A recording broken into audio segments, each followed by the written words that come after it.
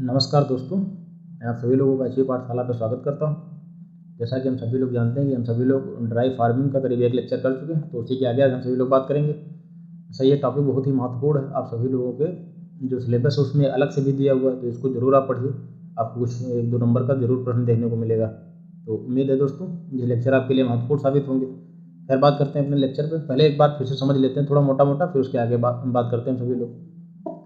तो यहाँ तक हम सब लोग बात कर रहे थे जो वर्षा की मात्रा के आधार पर जो ड्राई लैंड है उसको करीब 3 भागों में विभाजित किया गया है। तो पहला हो गया आपका ड्राई फार्मिंग, दूसरा हो गया आपका ड्राई लैंड फार्मिंग, तीसरा हो गया आपका रेनफेड फार्मिंग। तो ड्राई लैंड फार्मिंग की अगर हम बात करें तो इसके अंतर्गत वह क्षेत्र शामिल होते हैं जिनकी औसत वर्षा करीब 750 mm से कम होती है। ऐसे क्षेत्रों को शामिल किया गया है जिनकी औसत वर्षा 750 mm से कम होती है। अच्छा, ये मात्रा आप लोग याद रखिए। बाद में आपको मैं एक साड़ी भी बनवा दूंगा, उसको आप सभी लोग याद रखिए, क्योंकि उसकी मध्य वर्षा या अच्छी वर्षा करके भी कई प्रश्न बन सकते हैं। अच्छा, इसमें वैकल्पिक जो होती है वैकल्पिक भूमि उपयोग प्रणाली का सुझाव दिया जाता है। जितना अच्छा हो सके अच्छी उपज प्राप्त करने के लिए जो भी उचित पद्धति हो उसको आप सभी लोग अपनाइए। और खेती की जैसे इसका एरिया की बात करें, जो ड्राई फार्मिंग के अंतर्गत कितना लगभग एरिया है, तो करीब 30% एरिया इसके अंतर्गत शामिल है। और यह कहाँ पर खेती की जाती है, तो शुष्क क्षेत्रों में खेती की जाती है, जिसका एक प्रकार से हम कह सकते हैं कि मुख्य उद्देश्य क्या रहेगा, तो नमी का संरक्षण करना होगा। अच्छा, नमी का संरक्षण करना मुख्य उद्देश्य कैसे हो सकता है, क्योंकि आप सभी लोग जानते हैं यहाँ पर पानी की मात्रा काफ़ी कम होती है, सिंचित जो संसाधन होते हैं उनका भी अभाव होता है। तो एक प्रकार से हम कह सकते हैं कि इसका यहाँ पर जो भी खेती पद्धति अपनाई जाएंगी उनका एक प्रमुख उद्देश्य यह भी होगा नमी को उचित रूप से बचाव करना नमी का। अच्छा, आगे बात करते हैं ड्राईलैंड फार्मिंग पर। तो ड्राईलैंड फार्मिंग के अंतर्गत जो औसत वर्षा होती है दोस्तों 750 लेकर के करीब 1150 mm वर्षा होती है। अच्छा, इसे हम मध्य श्रेणी की वर्षा के अंतर्गत भी शामिल करते हैं। इसमें एरिया की बात करें कितना शामिल होगा, तो करीब 40% एरिया इसके अंतर्गत शामिल होगा। इसको हम सभी लोग शुष्क भूमि या फिर बारानी कृषि के नाम से भी जानते हैं। तो और जैसे काली मिट्टी वगैरह होती है उसमें जल निकास की आवश्यकता भी होती है, इसके अंतर्गत एक प्रकार से हम शामिल कर सकते हैं इनको। और यह खेती कहाँ पर करी जाती है, यह खेती मुख्य रूप से अर्धशुष्क क्षेत्रों में करी जाती है। जो मुख्य इसका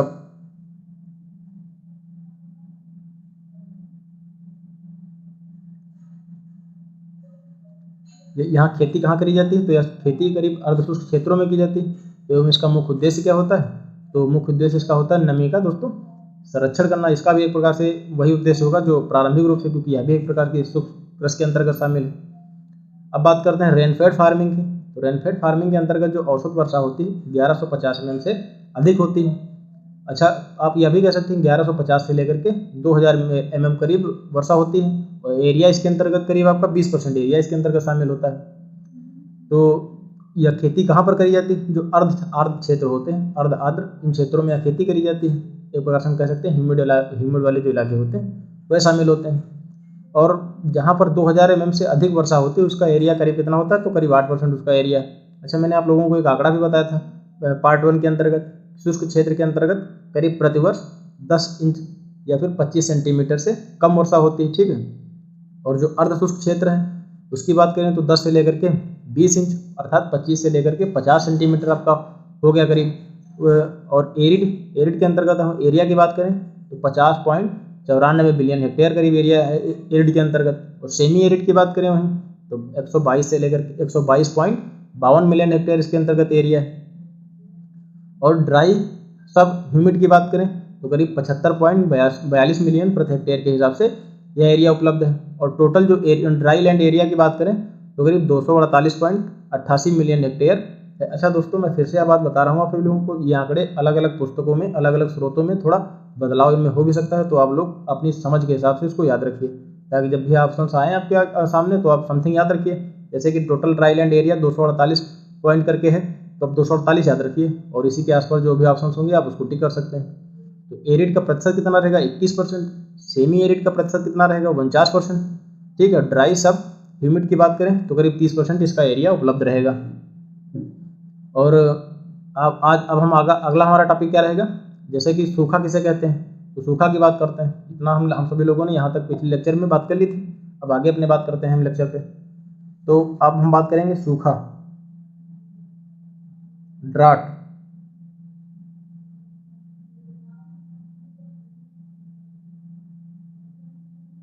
ये हो गया आपका सूखा। तो ड्राट कहते किसे, पहले इसको समझते हैं।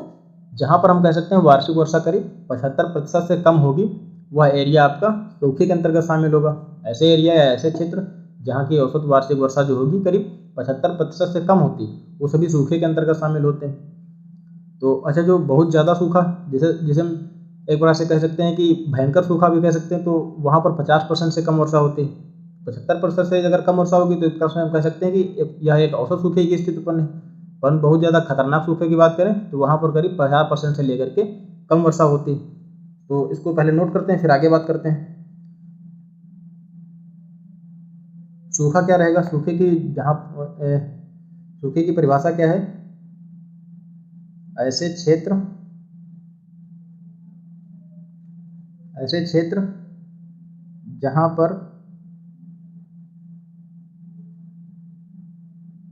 75% से कम वर्षा होती है।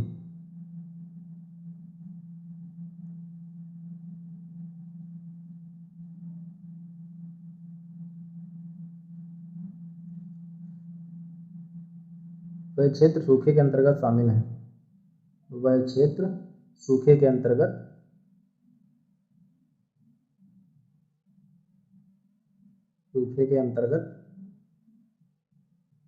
आते हैं।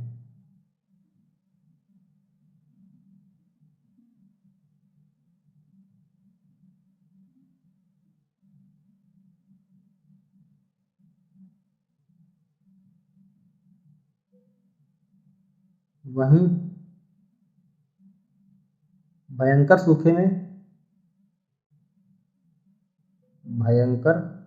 सूखे की स्थिति में भयंकर सूखे वाले क्षेत्रों में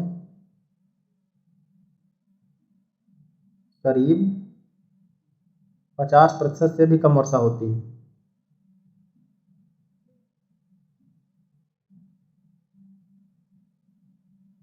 कम वर्षा होती है।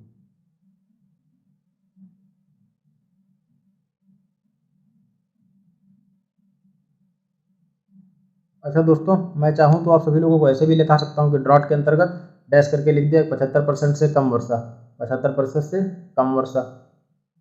ठीक है, ये भी हो गया। तो भयंकर सूखे के अंतर्गत 50% से कम वर्षा। तो मैं ऐसा करने से इसलिए बचता हूँ क्योंकि एग्रीकल्चर के अंतर्गत फैक्ट बहुत सारे वानस्पतिक नाम, बहुत सारी बीज दर है, इन सबको आप सभी लोगों को याद करने में प्रॉब्लम होगी, इतने सारे आंकड़े हैं। तो आप कहानी के रूप में पढ़िए, ताकि आप जब कहानी के रूप में आप पढ़ेंगे तो फैक्ट आपको ऑटोमेटिक याद होते रहेंगे। तो जैसे मेरे ख्याल से ये मुद्दा को जो ड्रॉट है याद करने में कोई प्रॉब्लम ना होनी चाहिए। पिछले लेक्चर में भी मैंने ऐसे ही बताया, जैसे कि ड्रॉट है ऐसे क्षेत्र जहाँ पर 75% से कम वर्षा होती है, वह क्षेत्र सूखे के अंतर्गत शामिल है। वहीं भयंकर सूखे वाले क्षेत्रों में करीब 50% से भी कम वर्षा होती है। तो इसमें आपके दोनों टॉपिक तैयार हो गए। इसका प्रतिशत भी आप सभी लोगों को याद हो जाएगा। तो इसको मैं हाईलाइट कर दे रहा हूँ ताकि आप लोगों को आसानी से समझ में आए।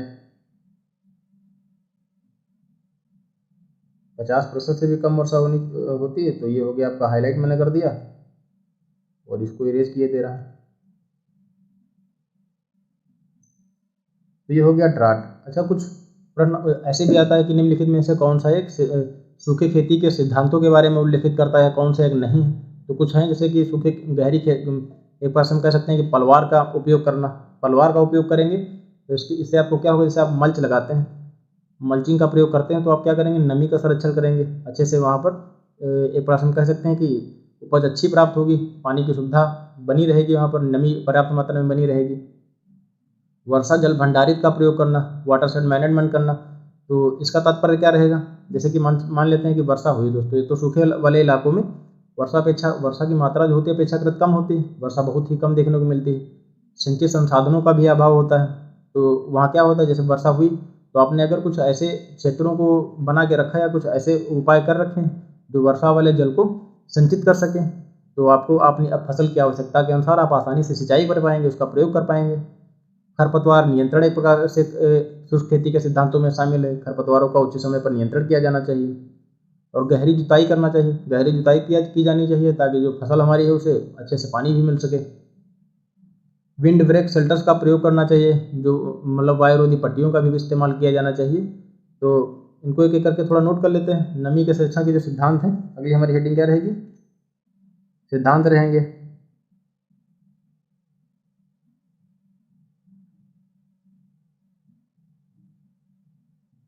सिद्धांतों में कुछ सिद्धांत नोट कर लेते हैं, जैसे कि पलवार का प्रयोग करना,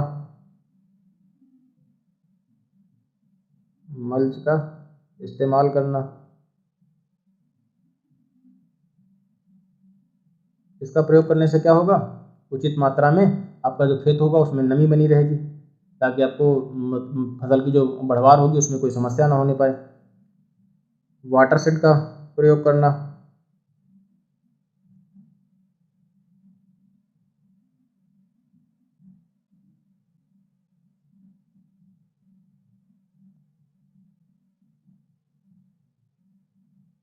खरपतवार का नियंत्रण करना,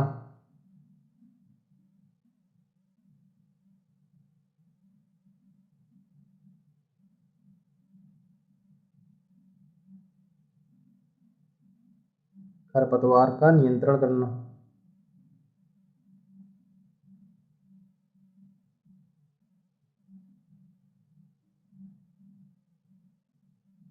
गहरी जुताई करना,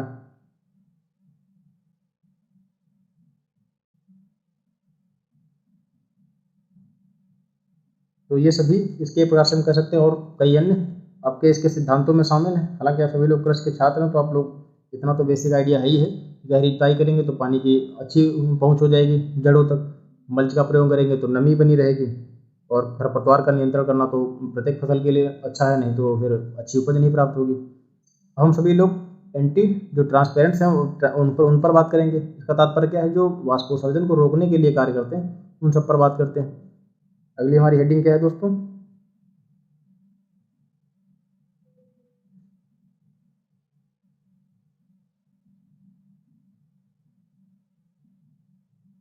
वाष्पोत्सर्जन अवरोधक।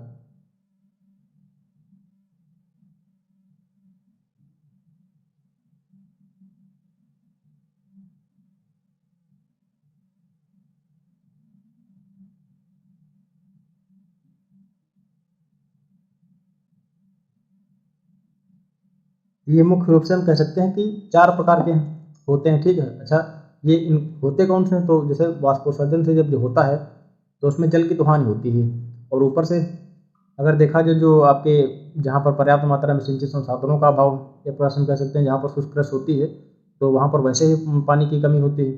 तो अगर पेड़ पौधों में वाष्पोत्सर्जन होता है तो जल की जब हानि होने लगती है, तो उसी को रोकने के लिए वाष्पोत्सर्जन या उस जल के उत्सर्जन की मात्रा को कम करने के लिए जो उपाय करे जाते हैं वो इसके अंतर्गत शामिल होते हैं। पौधों में नमी की संरक्षण इससे होता है। तो एक प्रकार से हम कह सकते हैं चार प्रकार के होते हैं। कौन कौन से, तो स्टोमेटा क्लोजिंग होते हैं, और रिफ्लेक्टिंग होते हैं, फिल्म फार्मिंग होते हैं, और आपके हम कह सकते हैं कि अगला हमारा कौन सा होगा, तो ग्रोथ डिटर्डेंट्स होते हैं। तो इन्हीं को लेकर के हम एक एक करके बात करेंगे। तो स्टोमेटा क्लोजिंग टाइप में क्या होता है, पहले इसको नोट करते हैं। 4 प्रकार के मुख्य रूप से होते हैं।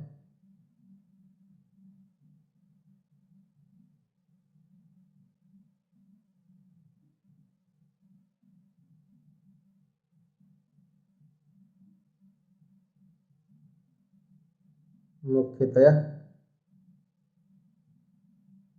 4 प्रकार के होते हैं।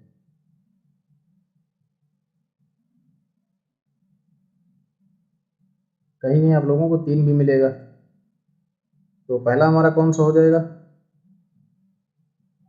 Stomata closing type.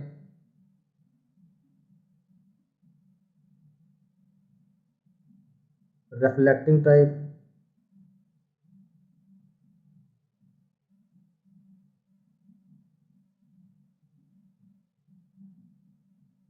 Film farming,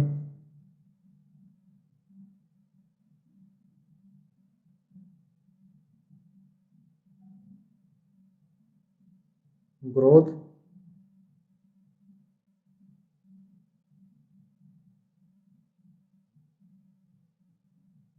तो स्टोमेटा क्लोजिंग टाइप आपका हो गया, रिफ्लेक्टिंग टाइप हो गया, फिल्म फार्मिंग हो गया, और ग्रोथ रिटर्डेंट्स हो गए, ठीक है। तो हम बात करेंगे स्टोमेटा क्लोजिंग टाइप पर। तो स्टोमेटा क्लोजिंग टाइप को पहले समझते हैं, ये है क्या दोस्तों। तो ये कुछ इसमें ऐसे पदार्थ शामिल होते हैं जो क्या करते हैं, रंध्रों को बंद करने का कार्य करते हैं। जो रंध्रों को बंद कर देते हैं तो वाष्पोत्सर्जन की जो प्रक्रिया होती है वह धीमी हो जाती है, एक बार हम कह सकते हैं रुक भी सकती है, जिससे क्या होगा, जल की हानि जो होती है कम हो जाएगी। तो ये क्या करते हैं, स्टोमेटा क्लोजिंग टाइप की बात करें, पहला हमारा क्या रहेगा, स्टोमेटा क्लोजिंग टाइप। तो अगली हमारी हेडिंग क्या है, इसी के अंतर्गत स्टोमेटा क्लोजिंग टाइप।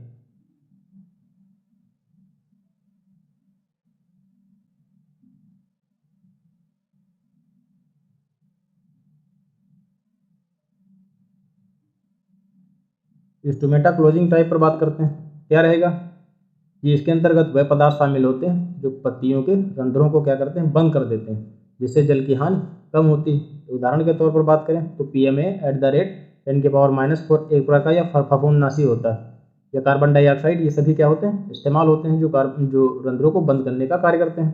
स्टोमेटा को क्लोज कर देते हैं, जिससे वाष्पोत्सर्जन की जो दर होती है वो अपेक्षाकृत धीमी हो जाती है या फिर बंद हो जाती है, जिससे पौधों में पर्याप्त मात्रा में एक बार नमी उपलब्ध रहती है। तो नोट करते हैं इसको।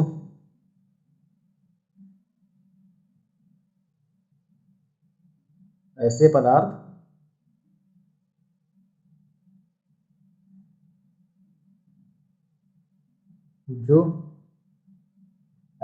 जो पौधों में पत्तियों के रंध्रों को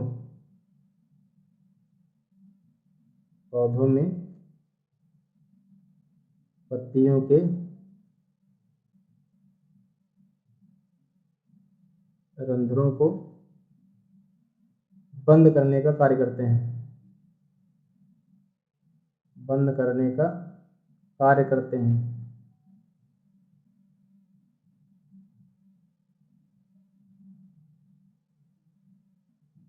ऐसे पदार्थ जो पौधों में पत्तियों के रंध्रों को बंद करने का कार्य करते हैं, तो वो क्या कहलाएंगे, एक बार से रंध्र बंद करने वाले पदार्थ कहलाएंगे। उदाहरण के तौर पर अगर हम बात करें, एग्जाम्पल आपका कौन हो गया, कार्बन डाइऑक्साइड हो जाएगा।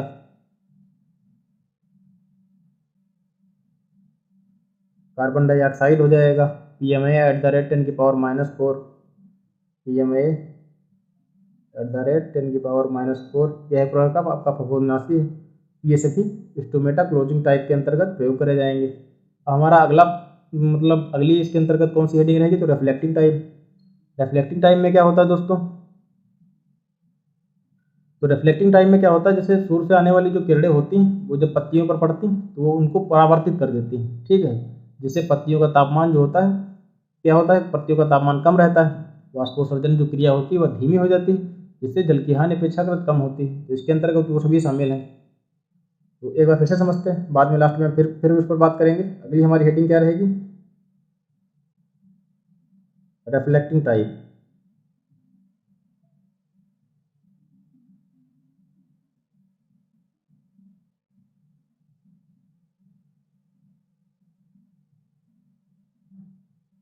तो इसके अंतर्गत क्या होता है, तो इसमें वह पदार्थ शामिल होते हैं जो सूर्य से जो किरणें आती हैं उनको परावर्तित कर देते हैं, जिससे पत्तियों का तापमान जो होता है कम हो जाता है, और क्या होता है, जो वाष्पोत्सर्जन की क्रिया होती है वह अपेक्षाकृत धीरे हो जाती है, जिससे जल की हानि कम होती है। तो इसके अंतर्गत वह पदार्थ शामिल होते हैं। जैसे अगर उदाहरण की बात करें तो केओलिनाइट का करीब 5%, केओलिनाइट का अगर 5% हम 1000 लीटर के रूप में, केओलिनाइट का हमने 5% 1000 लीटर में इसका घोल बना के अगर हम छिड़काव करते हैं तो जो वह सूर्य से आने वाली जो किरणें हैं उनको अपेक्षाकृत परावर्तित किया जा सकता है, जिससे वाष्पोत्सर्जन की क्रिया को धीमा करके जल की हानि को कम किया जा सकता है। और कैल्शियम कार्बोनेट, मैग्नीशियम कार्बोनेट, जलीय चूना, जिंक सल्फेट, ये सब इसके अंतर्गत इस्तेमाल होते हैं। ये उदाहरण आप लोग याद रखेंगे क्योंकि पूछा भी जाता है निम्नलिखित में से कौन सा एक रिफ्लेक्टिंग टाइप के अंतर्गत शामिल है या फिर स्टोमेटा क्लोजिंग टाइप के अंतर्गत शामिल है। और जो केओलिनाइट है दोस्तों, उसकी बात करते हैं। जो केओलिनाइट में घोल की स्थिरता को बढ़ाने के लिए हम क्या करते हैं, टीपोल का प्रयोग करते हैं। केओलिनाइट का 5% अगर हम 1000 लीटर में डालते हैं, उसका घोल तैयार करते हैं, तो उस घोल की स्थिरता को बरकरार रखने के लिए क्या करते हैं, टीपोल का प्रयोग करा जाता है। तो नोट करते हैं इसको, फिर आगे बात करेंगे।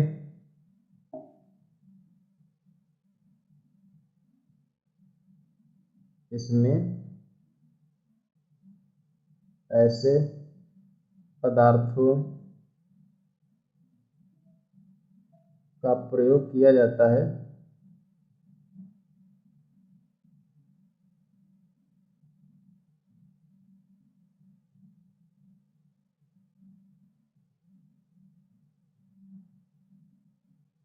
जो सूर्य से आने वाली किरणों को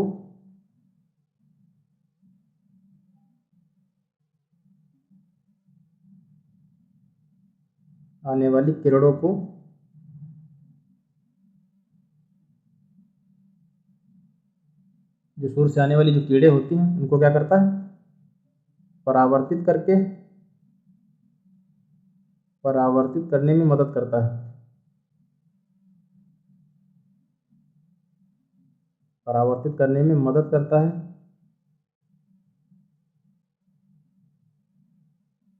जिससे जल की हानि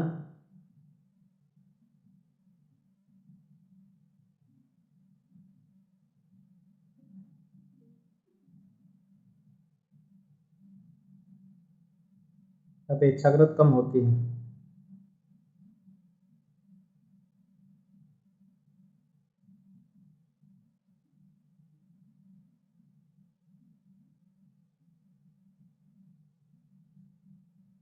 क्योंकि परावर्तन से पत्तियों का तापमान जो होता है कम हो जाता है। पत्तियों के तापमान में कमी देखने को मिलती है।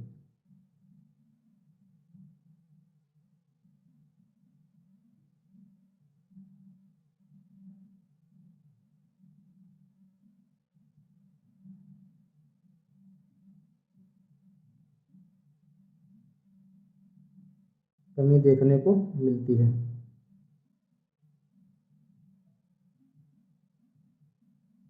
ठीक है, फॉर एग्जाम्पल की बात करें,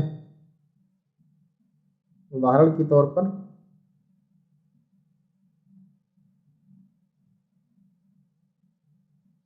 जो आपका कैल्शियम कार्बोनेट भी है, मैग्नीशियम कार्बोनेट भी है, और जलीय चूना, जिंक सल्फेट, इनका इस्तेमाल किया जाता है। एक बहुत ही प्रचलित है केओलिन।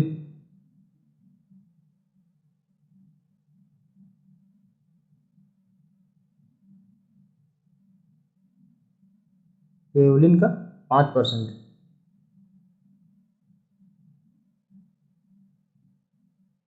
इसमें तो 1000 लीटर जल में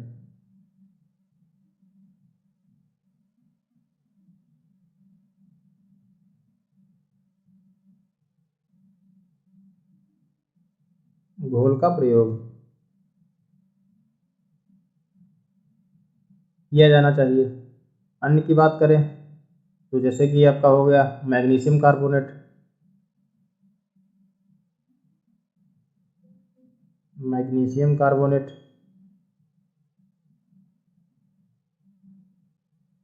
मैग्नीशियम कार्बोनेट हो गया आपका, कैल्शियम कार्बोनेट हो गया आपका, कैल्शियम कार्बोनेट कैल्शियम कार्बोनेट हो गया, मैग्नीशियम कार्बोनेट हो गया, इन सब, या जलीय चूना, जिंक सल्फेट, जलीय चूना, जिंक सल्फेट,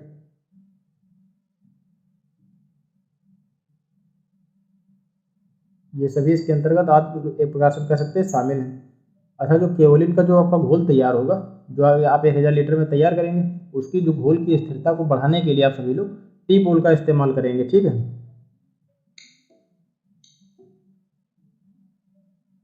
तो जो आप सभी लोग घोल का इस्तेमाल करेंगे, घोल की स्थिरता को बढ़ाने के लिए, घोल की स्थिरता को बढ़ाने के लिए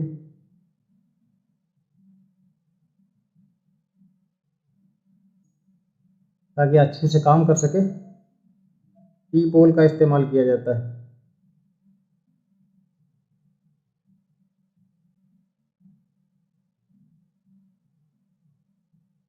टी पोल का इस्तेमाल किया जाता है।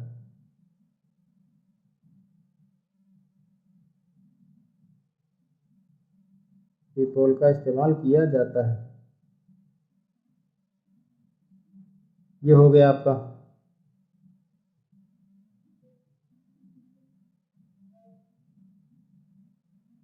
अब आगे बात करते हैं हम सभी लोग।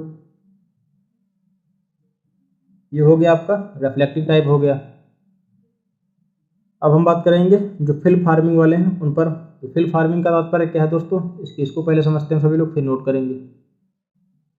तो इसके अंतर्गत उन पदार्थों को हम सभी लोग इस्तेमाल करते हैं जो क्या करेंगे, पत्तियों के ऊपर एक प्रकार से पतला आवरण बना देते हैं, जिससे वाष्पोत्सर्जन जो होगा कम हो जाएगा आपका।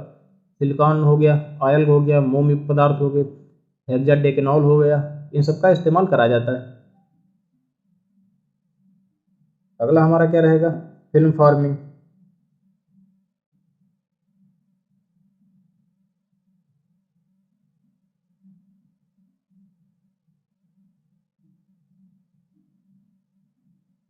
सी हमारा क्या रहेगा, फिल्म फार्मिंग।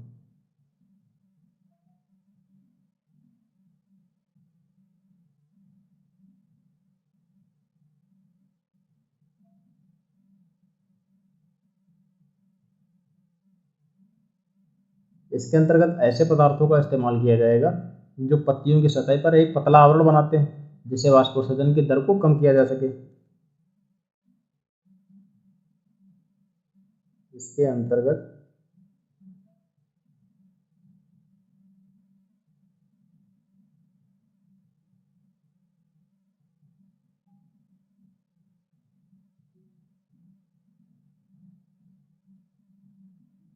ऐसे पदार्थों का इस्तेमाल किया जाएगा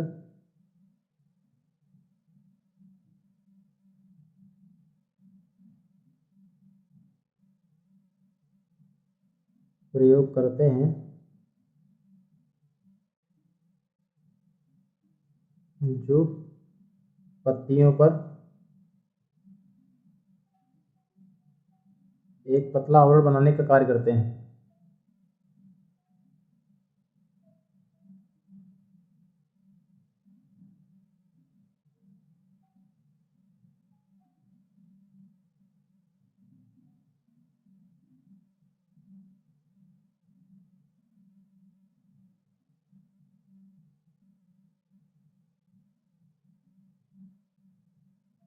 ऐसे पदार्थों का प्रयोग करते हैं जो पत्तियों पर एक पतला आवरण बनाने का कार्य करते हैं।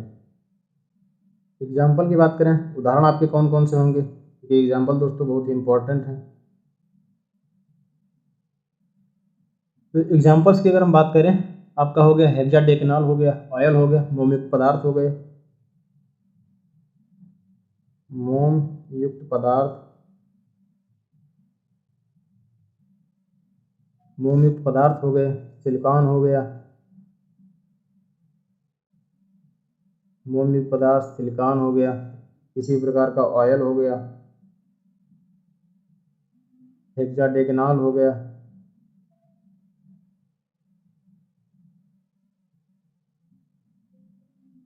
इन सब का इस्तेमाल किया जाएगा।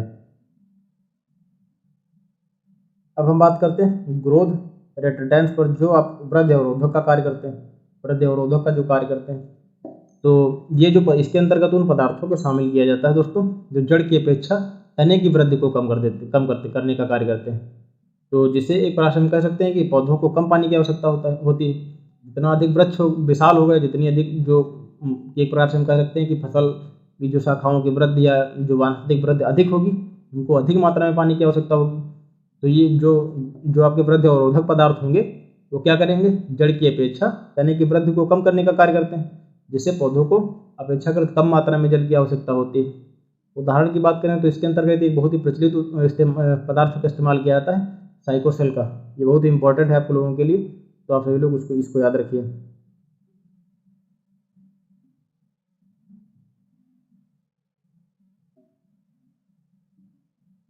तो अगली हमारी हेडिंग क्या रहेगी दोस्तों,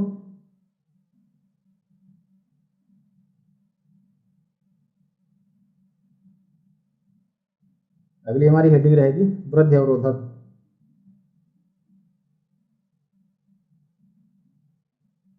ग्रोथ रेटेंटेंस।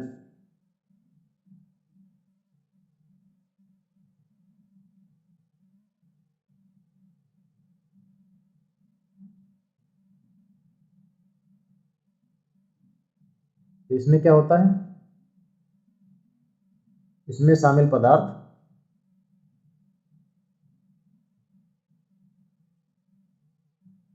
इसमें शामिल पदार्थ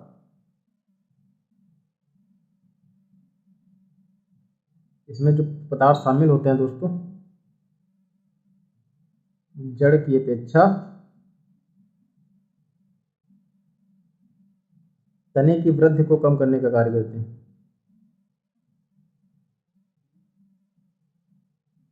तने की वृद्धि को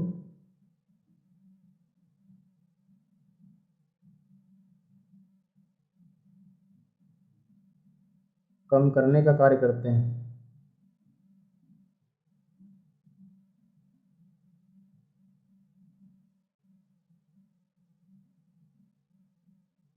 इसमें शामिल पदार्थ जड़ की अपेक्षा तने की वृद्धि को कम करने का कार्य करते हैं, जिससे जल की हानि में कमी होती है।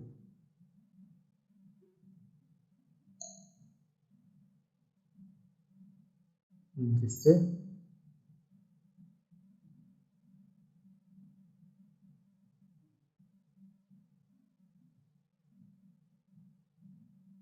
जल की हानि कम होती है।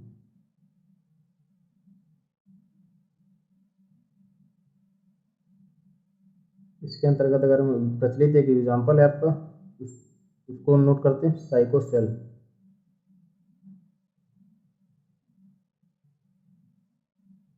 अब हम सभी लोग क्रॉप मैनेजमेंट का अगले दिन बात करेंगे। अच्छा, केवलिन आपका एक प्रचलित उदाहरण है दोस्तों, तो उसको एक फैक्ट है, उसको नोट कर लेते हैं। जैसे कि IARI के नाम आप लोगों ने सही से सुना होगा। नई दिल्ली में जो आपकी मूंग है और मूंग, गेहूं, सरसों, इन सब पर केवलिन के प्रयोग से करीब 12 से 30% फसल की उपज में वृद्धि इसके द्वारा अधिक प्राप्त करी गई थी। तो यह फैक्ट है केवलिन के प्रयोग को लेकर के। जैसे कि जो IARI है आपकी नई दिल्ली में जो है, तो मूंग, गेहूं, सरसों, इन सब पर केवलिन का इस्तेमाल इसके द्वारा किया गया था। तो इसने क्या पाया था, करीब 12 से लेकर के 30% तक फसल की जो उपज है दोस्तों, उसमें वृद्धि देखने को मिली थी। ठीक है, तो इसको नोट कर लेते हैं। क्या हमारा फैक्ट है, IARI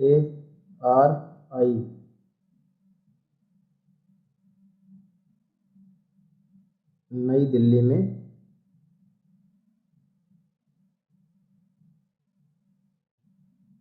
मूंग, गेहूं, सरसों, मूंग, गेहूं, सरसों आदि पर केवलिन के प्रयोग से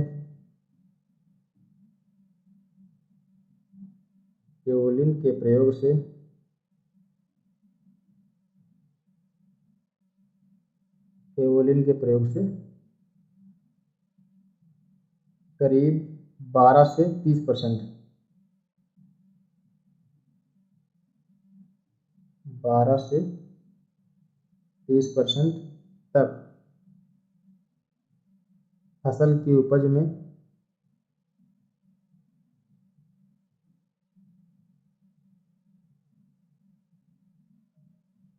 वृद्धि प्राप्त करी।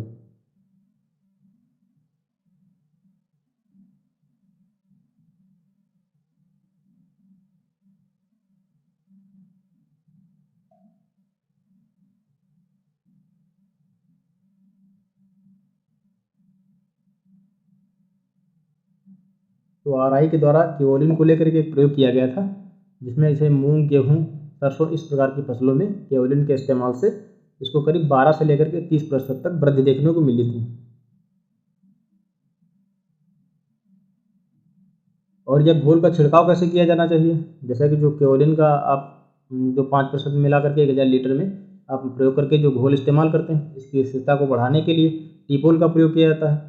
इसका जो छिड़काव कैसे करेंगे, जैसे जो कम अवधि वाली जो फसलें होती हैं, उन पर क्या करेंगे, बुआई के करीब 25 से 30 दिनों बाद इसका इस्तेमाल करेंगे। और मध्य अवधि वाली जो फसलें हैं, उस पर करीब 40 से लेकर के 60 दिनों के बाद घोल का छिड़काव किया जाता है, जिससे अच्छी उपज प्राप्त होती है और इसका प्रयोग भी अच्छा होता है। तो केवलिन को लेकर के एक अतिरिक्त फैक्ट क्या है, इसका प्रयोग कैसे किया जाएगा। इसका प्रयोग, केवलिन के अगर हम प्रयोग को समझें, कैसे इसका प्रयोग करेंगे, तो उसको नोट करते हैं।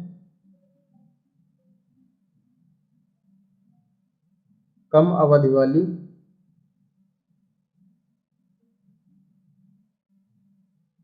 वाली फसलें हैं आपकी,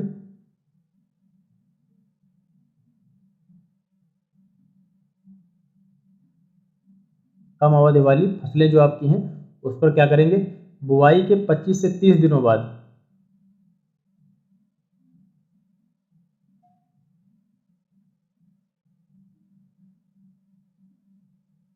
बुआई के 25 से 30 दिनों बाद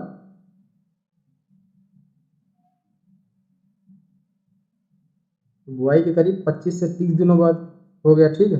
तथा मध्य अवधि वाली जो आपकी फसलें हैं,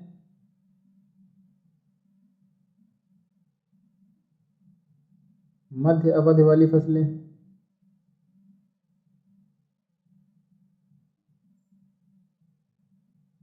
मध्य अवधि वाली फसलों में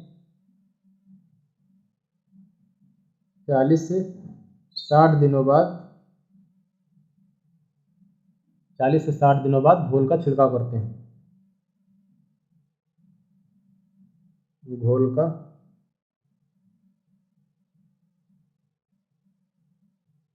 छिड़काव करेंगे।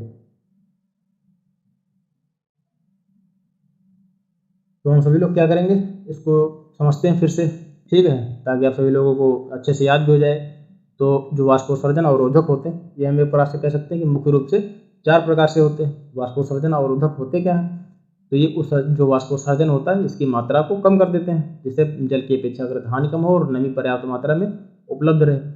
तो इसके प्रकारों की बात करें तो स्टोमेटा क्लोजिंग टाइप हो गया आपका, रिफ्लेक्टिंग टाइप हो गया, फिल्म फार्मिंग हो गया, और जो ग्रोथ अवरोधक का कार्य करते हैं वो हो गए आपके, वृद्धि अवरोधक का कार्य करते हैं वो हो गए। तो स्टोमेटा क्लोजिंग टाइप के अंतर्गत ऐसे पदार्थों का इस्तेमाल किया जाता है जो रंध्रों को बंद करने का कार्य करते हैं, जिससे जल की अपेक्षाकृत हानि कम होती है। उदाहरण की बात करें तो कार्बन डाइऑक्साइड हो गया आपका, एट्राजिन एक प्रकार का खरपतवारनाशी हो गया, वो होता है। फफूंदनाशी की बात करें तो PMA@10⁻⁴ एक प्रकार से कह सकते हैं, वह हो गया। तो ये सभी आपके स्टोमेटा क्लोजिंग टाइप के अंतर्गत शामिल होंगे। अगला हमारा क्या है, तो अगला हमारा दोस्तों रहेगा परावर्तित प्रकार का। तो रिफ्लेक्टिंग टाइप का क्या होगा, इसके अंतर्गत ऐसे पदार्थों का इस्तेमाल किया जाता है जो सूर्य से आने वाली किरणों को परावर्तित कर देते हैं, जिससे क्या होता है, जो पत्तियां होती हैं उसका तापमान कम हो जाता है, जिससे वाष्पोत्सर्जन की क्रिया जो होती है अपेक्षाकृत कम होती है, जल की हानि भी कम होती है।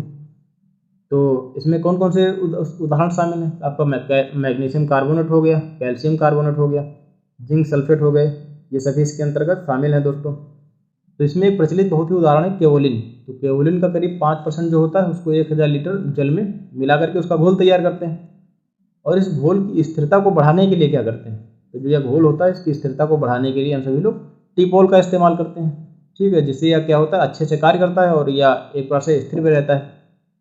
इसका प्रयोग कैसे करेंगे हम सभी लोग, तो जो कम अवधि वाली फसलें होती हैं और मध्य अवधि वाली फसलें होती हैं, तो कम अवधि वाली फसलों की जब हम सभी लोग बुआई करेंगे तो बुआई के करीब 25 से 30 दिनों बाद इसका इस्तेमाल करेंगे, ठीक है। वहीं जब हम बात करते हैं मध्य अवधि वाली फसलों की, तो करीब 40 से लेकर के 60 दिनों बाद घोल का प्रयोग करते हैं, ठीक है, छिड़काव करते हैं। अच्छा, IRI के द्वारा एक प्रयोग किया गया था, मूंग गेहूं सरसों इस प्रकार की फसलों पे एक प्रकार से इसका प्रयोग किया गया था।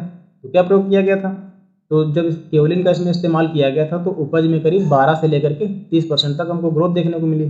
तो एक प्रकार से कह सकते हैं केओलिन का जो प्रयोग शुष्क कृषियाँ जहाँ पर होती हैं तो वहाँ पर एक प्रकार से कह सकते हैं फायदेमंद भी होता है।